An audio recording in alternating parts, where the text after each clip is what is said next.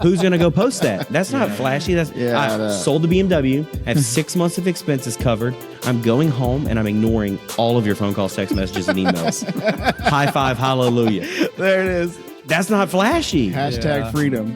I was be like, the best thing for our family would be if we would get a divorce and I can go be this super successful person. Our kids will be so much better off. Like, I actually believe that. Yeah. Wow. You're listening to the Life in Action podcast, faith, finance, and family.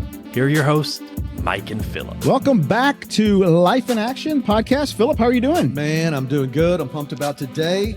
It's going to be a good episode. It's going to always be good. We're going to hit on some faith stuff, some finance stuff, some family stuff, mix it all together, and you got somebody real special that's going to spend some time with us today. Yeah. A young man I've known since he was a lad, Jordan Sellers. Let me tell you a little bit about this guy. He's an influential marketing mentor, seasoned communicator, 2 decades of experience in sales and digital storytelling. Come on now. He has years of helping to grow a church. He's got deep insight into what resonates with audiences. He loves to guide solopreneurs, that's my first question. What is a solopreneur? Because I've never heard that before.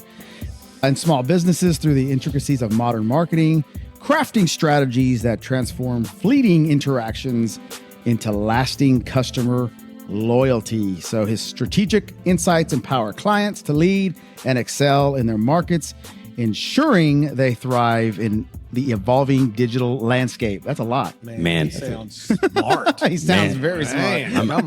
I'm going to be honest. I think I sent you the one before I asked ChatGPT to shorten it a little bit. Yeah. Hey, I've used that before too. Man, welcome to the show, Jordan. Yeah, welcome to Faith in Action. Man. Yeah. Dude, super cool. Y'all, I just have to say before we get started, Mike. Yeah. Boy, he sounds like a preacher, doesn't he? He does. Yeah, man. I was like, I said, come on, brother, let's go. Hey, it's my default. That is he is. That's yeah. my default. That's so cool. I've had to try to get him to unpreacherify and just be like conversational. He's doing a great job, though. I'm really proud of him. So, yes, first question, what is a solopreneur? Yeah. Man. Okay, so it's one of those new buzzwords, right? Yeah. Well, what's happened in the business world, especially since COVID, is that the cost of like just doing business and the cost of just overhead, employees, learning how to manage people, CPAs, the basic cost of trying to build a traditional brick and mortar business is astronomical to what it was even like 5 to 7 years ago. Yeah. So a solopreneur it's really cool. What you attempt to do is take what you're really good at and then build a team of maybe a couple 1099 virtual assistants. Yeah. Maybe a couple interns, people who you still are the primary person of the business, but you try to scale as big as you can without W-2 employees, right? And what you're finding is that it's much easier to at least get to that make a living point. Yeah. And with the power of social media, it's huge. So I love that. Yeah. Yeah. Can you that's give cool. us a few examples of some businesses that you know that are doing this? Yeah. So what's really unique is a good way to look at it is like a great real estate agent. So think about that. A real estate agent, if they get past that initial stage of just being a real estate agent, I'd call them a solopreneur, because if they get into the 6-figure space where they start saying, man, if I would hire a part-time assistant just to onboard all my calls. Yeah. Right.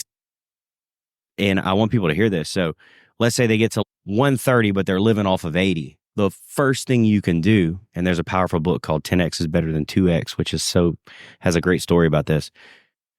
An instant mindset shift is, hold on, what if I were to build an automated onboarding system where anytime I get a lead off of social media, that someone would always answer that phone call, even if I'm busy. Oh, what if I had someone manage my social media so I could stop doing it and I could focus on closing and relationship building? A solopreneur, I would say, is just the upgrade from it's like a freelancer on steroids.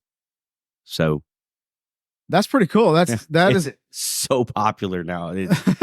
It's that gap between, I call it like the gap from 80. It used to be like 80. Now it's 80 to $500,000. Seriously. I'm learning as I learn more business owners. There are people that make multiple seven figures.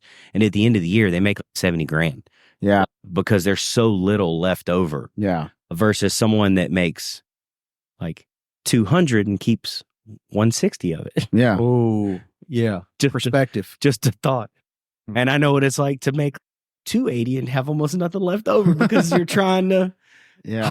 hire and A lot's build coming and in, build. but a lot's going out. Oh my Yeah. goodness. And valuable lesson learned. It sounds there. like it's just because as a business owner, you're trying to build a system Mhm. and you're trying to grow that system and you're trying to put the right people in the right spots for the system.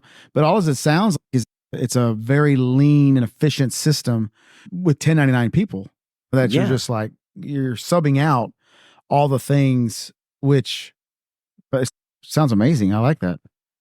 But it's also a good perspective shift of there's a lot of guilt. I've dealt with it for years where since I've tried to hire people and I've tried to build, and I really struggle with the basics of bookkeeping and SOPs. Yeah. Like they're so brutal, but like my sphere of genius is like seeing the 10 years down the road in 10 minutes. Mhm. I don't know why God made it like that, but Yeah.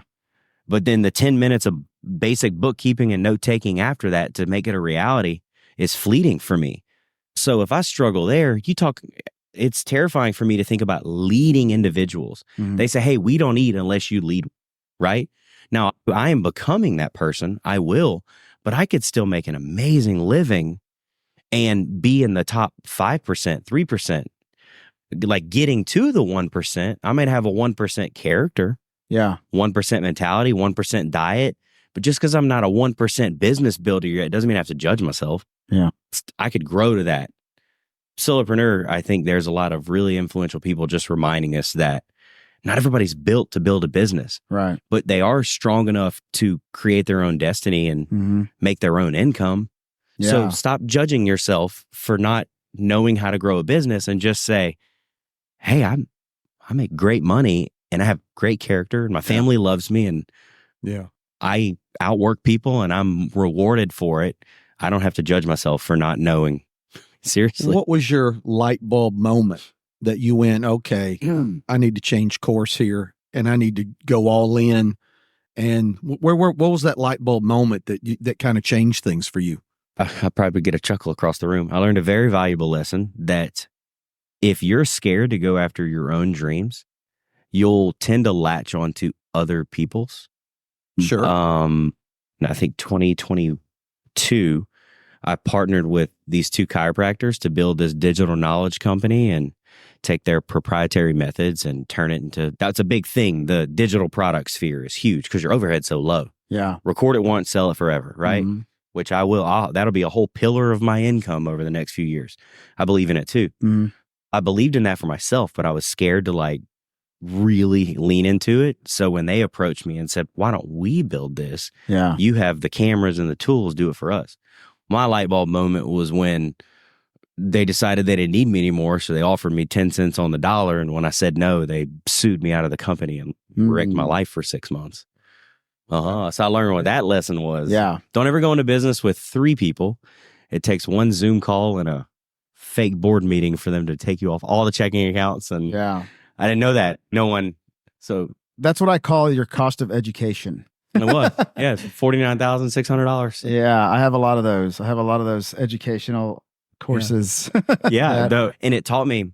So there's a spin to that though. When that happened, I can go into as much detail as you want. It was a terrible experience. But I remember I had the exact pivotal moment. We had a Zoom call where I realized I'd been set up. Mhm. It all clicked. Yeah. And this like darkness and this heaviness came over me. And I realized that I had started to really believe the reason why I wasn't successful.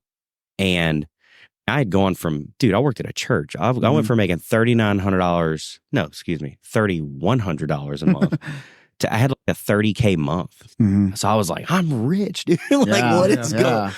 What the heck? I made a month what I used to make in a year. So I was like, it's only up from here. And in the middle of that, I felt like they had convinced me that the reason why I wasn't successful was my spouse Mhm. and just the nature of how we built our family, like family first, business second. Yeah. And it's crazy how the devil will allow you to just seed that and seed that. So I was ready to throw it all away. I was be like, the best thing for our family would be if we would get a divorce and I can go be this super successful person. Our kids will be so much better off. Like, I actually believe that. Yeah. Wow. That Zoom call happens. Boom, darkness falls all over me. I start having an actual heart episode. I thought I was having a heart attack. Yeah. Called my wife, and she'd already kicked me out. Every week, we are giving away a free copy of Philip Baker's book on our Instagram. All you have to do to enter is follow our page. Head over to life_in_action on Instagram, give us a follow, and you are entered. Easy as that. Now, back to the show. And a lot of people don't know this because I kept it very tight lid on it. And I said, hey, I'm either going to the hospital or I'm coming home. Like, which one? You tell me. I said, something's going on. I didn't even tell her about the Zoom call. Yeah. So she's, the girls would want to see you. They haven't seen you in about a week. So I go home. Second my feet touch the door, it lifts instantly. Wow. Now, I didn't know that was the God moment. I didn't know that they would sue me and do all the other stuff. So just because you come back or you attempt to enter the promised land, you don't have to finish that journey. But that was that moment. Like, those is about 3 hours of that Zoom call to me Change going your home. destiny. 100%. What a cheap lesson. Oh yeah, and it's humbling. You should see my CPA. I sent her my 2022 end of year balance. That's $110,000. And then my beginning of year, my end of year is like $3,200. Yeah. Rough year. I kept my family though. Yeah. You kept your family. Kept your family. And I had a baby boy. That's awesome. If they don't do that, let's think about this perspective. If they would have kept me in and not. Yeah. And kept feeding all the things that were taking you in the wrong direction. I wouldn't have my family. I wouldn't have my son. Right? Yeah. So that was that was in 2022. So big, massive turnaround. Yeah. So you mentioned that you were at a church before. So what was the transition like from church world to business world? Because I know so many people who are in the business world and they all want to be like full-time ministry, or they're working a job and they want to be full-time ministry. Yeah. But you went from full-time ministry into the business world. What was that like? Like, how did that happen? We call it, now we're all healed and whole in the moment. We'll call it like tearing the Band-Aid off. What you're doing today, this is what I say. You're showing us your beautiful scars. Yeah. And they've all got a story. So Yeah. there's a little backstory there so I'll make a joke so everybody will keep listening. The private sector does pay better. I made what I made in a year at the church in the first 90 days, right? I essentially 4X'd my income right out the gate. And that was actually way easier than I expected it to be. Holy cow. That was cool. But the backstory is, so I worked at a church for about 9 years. It's Church of the King in Lake Charles. We just did some amazing things. And when I started, it was about 11 years, 2 years before I started serving. I mean, I was this drunk Kappa Sig that the first time they let me play drums, I actually showed up with a 20-ounce Red Bull.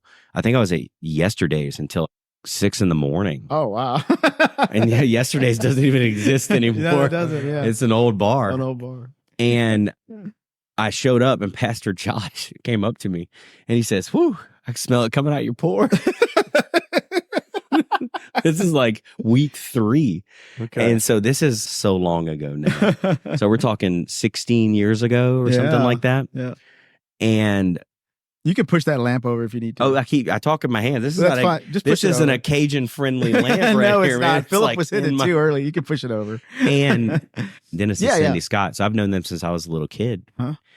So a couple weeks before that, Cindy sees me in the Kroger's on McNeese Street when it still existed. Now it's a fitness place or whatever. Yeah. She saw me walking completely hungover because I'd slept and there was a house, one of our fraternity brothers on that corner right there.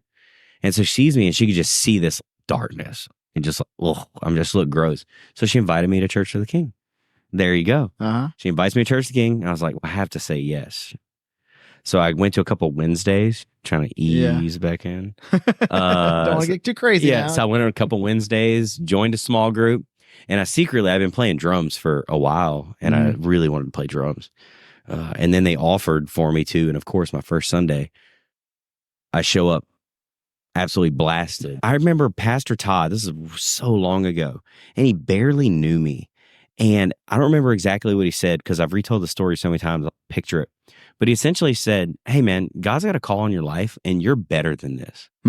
Your calling is bigger than what you're doing right now. Yeah. Just, you're better than this. And he said, you can still play drums this morning. Like, they didn't kick me off the drum set. And then I cold turkey. I didn't drink for 7 years after that one Sunday. Wow. This is wild. Turns out it's bad. I was sick for 2 weeks. That's how bad I didn't know I was an alcoholic in college. I was a young kid, man. I was like 22, 23. Came back to Jesus, started serving, never looked back. Yeah. Fast forward 11 years later, 2019, right? That's where we're getting to. We went from 70 people to 1,200 members. Mm-hmm. I mean, that's a mega church in small town US. And I was the marketing director. So like my whole mindset is growth. I want numbers, growth, right? And we started to feel this like disconnect, right? And anybody that wants to serve in ministry, I want you to hear this. What you'll do is you'll have this version of what you think God's calling you to in your life. Mm-hmm. And then you create this, you start to mold it with him, which is wrong in itself. Like, why are your hands touching it? I realized that was wrong. Okay. I'm getting there. And what happens is you start to be like, I didn't mean to, because I think you've known me for a while, Mike. Did you ever hear me talk about myself in the Church of the King? Mm-mm. I think most people didn't even know what my job was, or that I've been playing drums 15 years. Yeah. Like, I was taught look, honor your pastor, protect God's vision, protect the house, mm-hmm. right? And there started to be this disconnect. And I want people, if you ever want to serve in ministry, you'll start to finally get a little confidence in who you believe God's calling you to be, but then a role within ministry, because they're not the same. Once you're in ministry and you learn what it is, you realize God might call you. You have a gift of praying for people. Once you're in ministry, it's okay, praying for people in the context of a connection team that works on Tuesdays and Thursdays for pennies on the dollar. It shifts it a little bit. The disconnect happened when, I don't know, now that I'm older and Pastor Todd's confirmed this, I would take these like strategies that churches of 30,000 people had, and he told me, this is 2 months ago, he told me this. I could not believe he said this. He said, Jordan, you would take it and be like, actually, guys, it's really simple. He said, you just write it down, and he'd be like, you could do this, and you could do this, and I could do this, and then I'll say this and do that. And he's like, you'd run this down. And he goes, what you couldn't sense is that everyone in the room around you, he goes, I didn't know how to employ you because we felt like a glass ceiling to you. Mm. I was like, come on, you're trying to blow smoke. And he goes, I'm serious. You would, and this is humbling for me. He said, you would say these things like they were effortless. Mm. Like, guys, just do it. Mm-hmm. Just make the changes. He goes, I don't think you realize what a gift that is. Mm. Yeah. Because most people would make it to 10% into that and go, that's too much. There's no way. Let's work with what we've got. And he was like, he goes, it was almost, there was like a weightiness to working with you, because you'd be like, we could be so much better. He said, and you'd say that 5 times a week like it was nothing. I'm like, yeah, but we could be. And he's, yeah, you still doing it. Is it like a gift of administration? Is that what you think it is? I think it's more of just visionary and creativity. Yeah. Because admin is what I suck at, I'll be honest. My dreams are bigger than my follow through. 47-1. It's almost like an apostolic gifting, because the apostles see what can be built and what can happen, but they don't necessarily have the tools to build it. Yeah. But then that's when they're good at putting together teams and putting people together to build that vision. And then, as I've learned, as I'm just trying to evolve and mature, is now this doesn't like hurt. It used to hurt my soul to say this. Now I'm realizing that the reason why that was probably really difficult is I would dream like really big or see this growth, but I wasn't always of the caliber leader of discipline spiritually to actually carry out a lot of the things that I would say, that's not a big deal. Let's do it. Yeah. And as I've matured, I've realized that man, Can I tell Pastor Jacob's story? Mhm. This is one of the most profound things. And it's crazy how I've known this for probably 13 years. And I'm really starting to lean into it. He said, we'll go to what is it like to be in ministry and go back and forth, I promise. He said, we all want to be King David, right? We all want to, we hear the stories about this ascension story of David eventually becomes king. And he's such a profound figure in all the Bible. But the platform that God will give you is directly related to your willingness, to what you're willing to do on the backside of a hill when nobody's looking. So if you're willing to praise and pray and tend sheep and fight off wolves with no followers, with no likes, with no high fives, with no love, it's just you. And actually, you would say you and God. It's actually you in silence. Yeah. Because I don't know about you. I don't see a lot of, David doesn't pause a lot of his songs in the middle, be like, hold up, me and God are having a conversation real quick. He told me he likes this one. Yeah. And then I'll get back to the track. But he said that years ago. He said, the platform that God will give you is directly related to who you are when no one's looking, right? What you're willing to do. And it was specific to the wolves you can fight off and how much you're willing to praise and pray when no one's around. Yeah. Right. And I didn't realize that. And it didn't sink in. And we're talking since January, right? And so that would be what I would tell anybody that's considering going into ministry is that, man, you can get your feelings hurt. You could be like, when's my time to be the lead singer? When's my time to be the lead person here? When am I going to get to serve? What about this? What about that? And I firmly believe that if you just keep your head down and you serve, but behind the scenes when no one's looking, your prayer life is on point. Your time with the Lord is on point. And the same goes in business. 100%. One of the reasons why I haven't built a higher 6-figure business or a 7-figure business is because I have to come to terms with the fact that when no one's looking, I haven't been the most disciplined person that I can be. I haven't been the greatest leader of myself, the leader of my family. Yeah. And so God, help me with that. Let's step it up. So something when we talked briefly on the phone before you came in, you said, I guess something happened to you recently where got a revelation about some things in your business and some things in your life. Tell us about that. Man, I've just I had to make a big transition away from what makes the most money, what's going to scale the fastest, what's going to let me drive the coolest car, into, I don't know, I'll say, do you ever have your best thoughts tend to come in the shower? I don't know if that's just me. Yes, exactly. But you shut everything off. Yeah. And this is the thing. I didn't realize how unhappy I was until I really started to be like, Stephen Furtick in his new book, he says, your joy is your job and do the new you. Your joy is your job. It takes gratitude. It takes effort. And I had this thought where I was like, man, I was beating myself up. I said, I can't figure this out. I said, why are you in such a hurry? Because the business that I want to build, the impact that I want to build, I want my son to be itching when he's 14, 15, 16, 17. Dad, I want to be like you. Mm-hmm. Can I work with you? Can you teach me how to do that? Well, that's 14 years away. Yeah. Right. Yeah. Yeah. I've got 14 years to grow, but I thought I had 14 minutes. Yeah. And even my journey in the gym, that's that big breakthrough is, how you'll be like, oh, give me 6 weeks. Give me 6 weeks, right? Mm-hmm. My new mindset is, man, I'm crushing it, but wait till you see me in 6 years. So let's remove that performance from it. I'm not doing this for 6 weeks just so you can say, man, you look really good. Mm-hmm. No, I want to do it because in 6 years from now, I want to be someone you trust in a tragedy. Yeah. I want to be someone who can speak at my dad's funeral. That's my big breakthrough this past few months is I've been going to the gym at 4:15 in the morning every morning, but no one knows that. Yeah. Because God really challenged me. Why post? Yeah. Why do you need validation? Do you really need their validation, or do you want to be able to pick up both of your kids and it not hurt? Right? Yeah, because no one's going to see that either, but they will. And that's my big revelation is I would rather do it quietly, and then God bring the platform. Yeah, that's good. That's great. I like that. So what do you?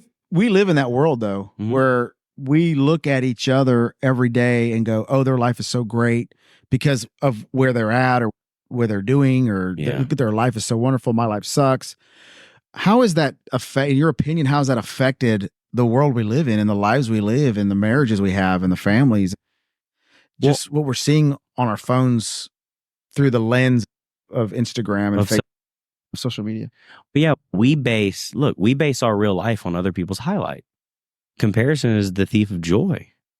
And I was just listening this morning where seriously, we will judge our spouse and ourselves and our kids and the cars we drive off of just a highlight of someone else's life that you don't know them. Yeah.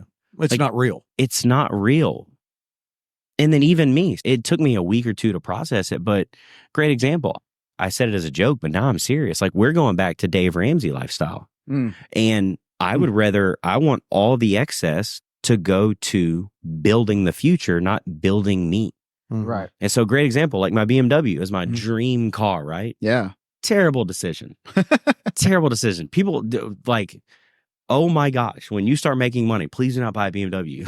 Like, they're expensive to fix. Oh my gosh. If I could do just the loss of value in the gas, if I had this pile of money right here. And so like I'm switching to something way more feasible. God really pressed my heart. I noticed that the reason why I have to sell that car is because I stopped driving it for the enjoyment. And this is big. I want people to hear this. I noticed that when I would get in it, my peripheral would look to see who saw me get in the car. Yeah. Why would anybody want to live that way? That is, that is unbiblical, right? Borderline sinful, if we're going to take it that far. And the whole, it hit me like a pit in the stomach. Yourself. I really did. And I was like, man, that's such a deep insecurity. Now, I'm glad you shared that because I'll give you another that connects to that. Driving down the road, pull up to a red light. I reach for my phone because I'm at a red light. Yeah. And I got so mad at myself. And I was like, what kind of idiot? How stupid are you? How addicted are you? Yeah. That I stop at a red light and I feel like I've got to reach for my phone. And I was in that moment disgusted with myself. And I just threw my phone down, and it was one of those come to Jesus moments of, you know what, grow up. Is that kind of 100%? Yeah. Who's looking at me in my car? I know. Look at this. I don't know if y'all agree. So I have an extremist personality. So I may have went from a guy who like ate terribly, played video games like 20 hours a week, never slept, was like a 4 out of 10 dad, a 2 out of 10 husband. I went from that extreme to waking up at 4 o'clock in my car by 4:09, like that. So I used to snooze 3 times. My new goal is before the first snooze alarm goes off to be in the vehicle with your pre-workout drink. Like it's intense, right? Oh, wow. So let's go to that extreme. If you catch me playing basketball, I'm listening to David Goggins. Yeah. And then in my car, I listen to Stephen Furtick. And then in the gym, I'm listening to like worship music. But in the office, I listen to 10X is better than 2X. And so I'm like juggling this. Don't be a loser. You have to overcome your trauma. You have to deal with it. If you suck, it's your fault. Which, by the way, sometimes if you suck, it's your fault. Yeah. But in the middle of it, it's time out. Grace for the mistakes you've made. Sure. God's given you enough in the moment and equipped you to what you like. The capacity He's given you now is big enough for the first rung on the ladder of that dream He gave you. That's really profound. Like this has been a breakthrough for me. That's the second one that I realized is I don't have to jump 4 rungs. I don't even have to know how high this ladder goes. I just know that right now my capacity is to reach for the next one and then pull myself up well. But that, we talked about like the phone stuff. And what was your initial question? You said, the comparison game. Yeah, just the comparison game makes you want to take shortcuts. Yeah. That's like the worst thing. And dude, I'm learning. I know you probably have a lot of entrepreneurs that listen to your stuff. And if you have like people in ministry, dude, Jensen Franklin, It was at the art. Oh my gosh, one of the most powerful things he ever said. It was at the art conference in like 2016 or something like that. And we're in one of these sessions, and he was telling this story about somebody came up to him and they said, "Man, I wish I made it to the big time so I could wear shoes that look like yours." And he was so mad. He was on stage. He goes, "Look, I want everybody to look at me." Yeah. And he was straight up. So he looks out into the audience and he says, "A lot of y'all aren't going to like me for this." He goes, "But there's this persona with ministry and being a pastor that y'all are trying to ascend to, and you're trying to, because it's cool, because it feels." He said, "You know what I told that guy?" He said, "If you were willing, if you could walk through the hell that these feet have walked through, I will give you the shoes." And he goes, "Because you didn't sleep in your car handing out gospel tracts across the country with you and your spouse, and then like with your clothes on the rack in the back seat, praying for a love offering or someone to offer to let you stay at their house, but keeping your shoulders back saying, 'God, hey, whatever you have for us, we'll accept it.'" And he goes, "Oh, now you have a church of 16, 20,000 people, multiple best-selling books." And he goes, "Y'all want to be me, but you're not willing to do what I did." Do the things, yeah. Right. You're not willing to do what I did. And then Chris Hodges, right after that, tells another story where he says, and I don't know if people know who, I worked at a church for 11 years, so I studied megachurch pastors. If you're going to want to grow to be a megachurch, you should probably study some. And so Jensen Franklin is a pastor, I think in Atlanta, Georgia. Yeah. And then Chris Hodges is the pastor of Highlands Church, and they're the second biggest church in America. And this kid comes up to him. It's like, they're kicking our butts while we're in this growth conference. And he goes, some kid runs up to him all excited. And he goes, "God gave me a vision. And I feel like he called me. He told me one day you're going to have, a church like Highland. You're going to lead a church like Pastor Chris." And he had the gall to come up and tell him that. And Pastor Chris said, "Just out of curiosity, what kind of car do you drive?" And the kid goes, "Oh, a little old Honda Civic." Like, "Oh, it's a little beater. I got a little old Honda Civic." He goes, "Cool. What's the floorboard look like?" "Oh, bastard. I'm busy with school and I eat Taco Bell and it's pretty messy." He goes, "Yeah, do you think God's going to trust you in a mega church if he can't trust you with the floorboard of a Honda Civic?" Yeah, that's. And I'm going, I drove all the way to Birmingham for this. What's wild? Now that I say that was 8 years ago. And I'm telling the story like I've worked so hard. You saw my floorboard a year ago, but you saw that floorboard, you wouldn't have trusted me with anything. Yeah. Yeah. Right? And that would be my challenge, is we talked about ministry and the transition to the private sector and then back and forth, and then avoiding comparison culture. Look, if your heart looks like the floorboard of a dirty college Honda Civic, it's going to be tough for people and God to trust you with anything of significance. That's good. That's my biggest revelation. That's awesome. That's good, man. I'm sitting here listening to you, and of course I'm in over 50 churches a year, been doing it for 20 years, and you talking about the church growth and the entrepreneurial, and I love hey, let's just reach for the next rung. Reach for the next rung. Consistently reach for the next rung. And I think when I'm talking to churches, leaders, pastors, or whether it's just business people, or whether it's just people in general, one of the things I love and what I'm hearing in your heart is it's not about a number. It's not about a figure. It's not about a car. But ultimately, we just want to maximize our potential. Yeah. And whatever that looks like at the end of the day, end of the year, end of our life. Yeah. I'm good with. Well, churches aren't in competition with Highlands or with Lakewood.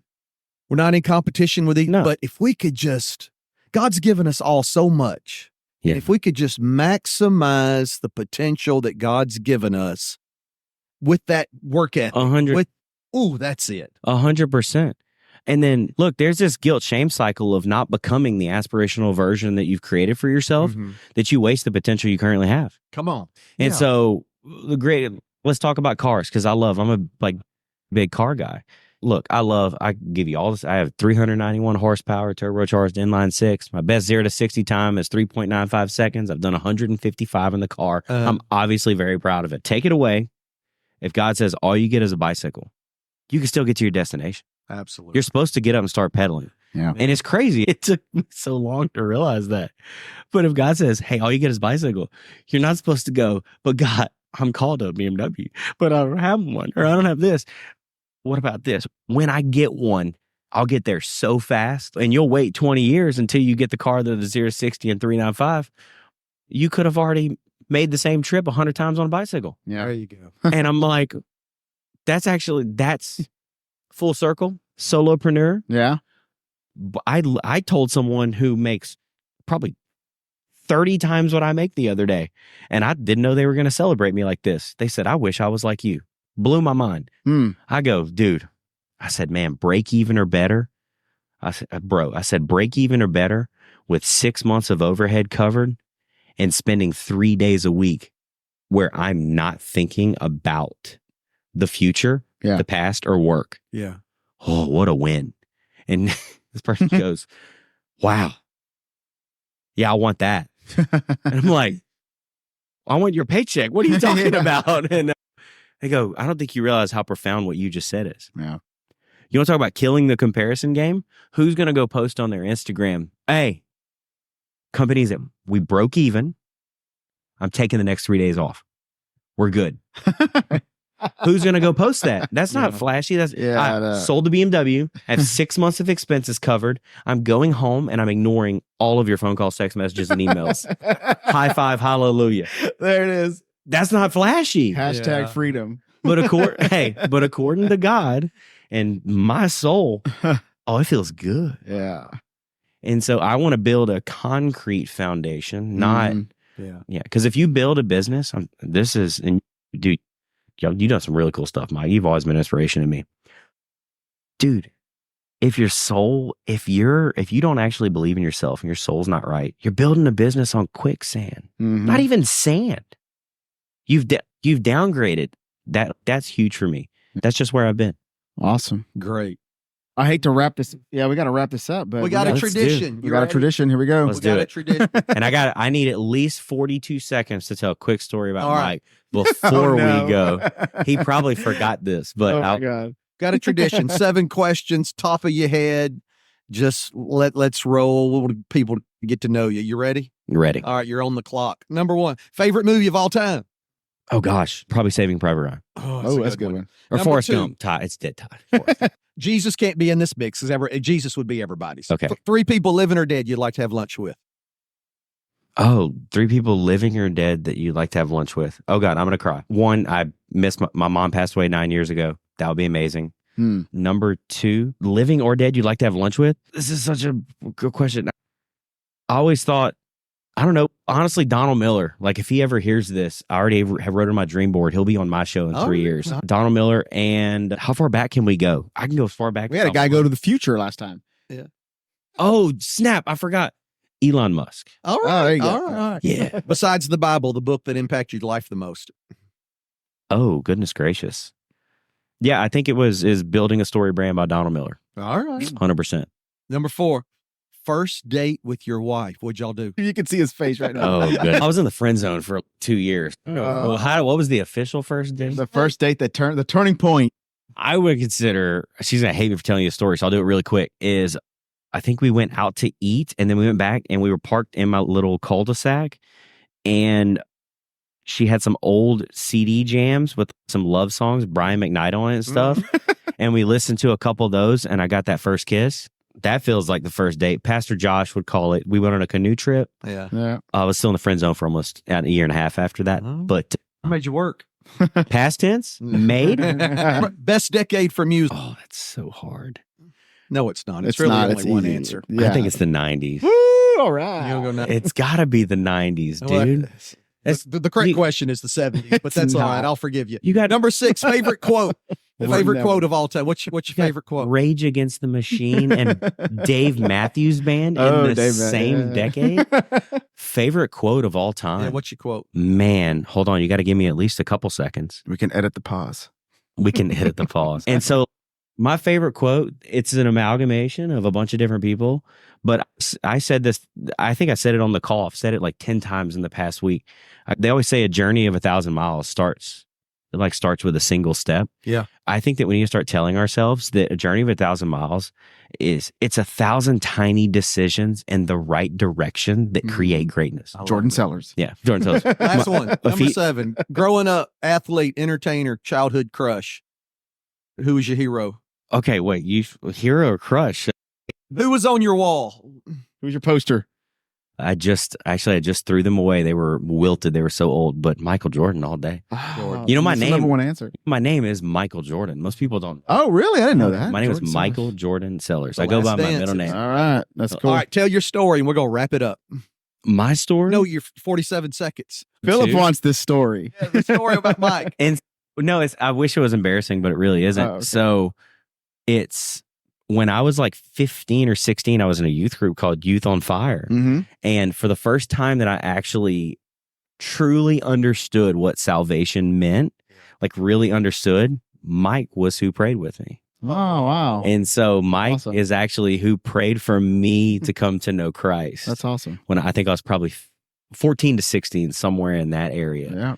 And if I have to nudge him a little bit, I feel like his forehead pressure was a little strong. I feel like, my piston power was a little strong. I feel like he was a little too full gospel for my taste. I think there's slain in the spirit. I think there's Mike pushed me down. And so I came to know Jesus, but he was very disappointed that I didn't fall back. So I needed a courtesy drop. Yeah. You should have given him a courtesy drop. That's I right. didn't even know who Jesus. Obviously, it's weird. I was raised in church my whole life, but That's real power right there. Anyway, so All right. thank Hey, you for that. Jordan, man, if anybody wants to get a hold of you, how Yeah. can they get in touch with you? Yeah, so it's funny. I've been rehearsing this part a bunch, and I promise. The lesson is, I built a website that looks like I'm this world-renowned author, Mm-hmm. and I worked on it for months. And you know what I found out? I've been dying to send people to this website, and I found out that instead of starting with something simple, profound, I have so many links that don't work, and I have so many things that look like I'm this huge, massive, big deal. Don't go build a version of yourself who you wish people respected you as. Build what you're capable of building. Yeah. Make it easy to access and easy to follow up with. Yeah. Basic business, right? You Yeah. think I would have known that after all these years. Soon, that website, when you go to it, I think you're going to love all the free resources on it. But until then, if you just look up at Jordan Sellers on Instagram, man, if you have any marketing questions, growth questions, Cool. That's the business you're in, man. yeah, just Marketing at and Jordan, growth. at Jordan Yep. Sellers, and just any, We'll put that in the show description. Yeah, we'll put it in this. please Cool. do. Man, thank you for coming by. Yeah, it was great. Great Thank you, guys. conversation. Enjoyed this. We'll You got my definitely have to do mind. it again. Yeah, we'll have to do it again. And Let's do it. Appreciate you very much, man. Hey, everybody, we thank you for following and listening to another episode of Life in Action. And head over to our Instagram, lifein_action, and we'll see you there. Thanks very much. Have a good day. Thank you, guys. Follow our podcast for more great episodes and check us out on Instagram at lifein_action. Thank you for listening and live your life in action.